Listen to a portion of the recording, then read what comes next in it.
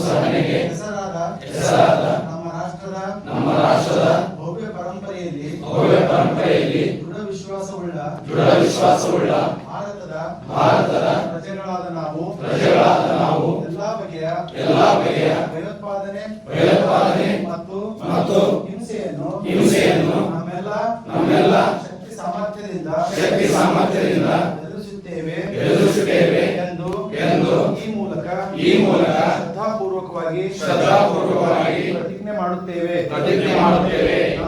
ನಮ್ಮ ಸಹಬಾಂಧವರಲ್ಲಿ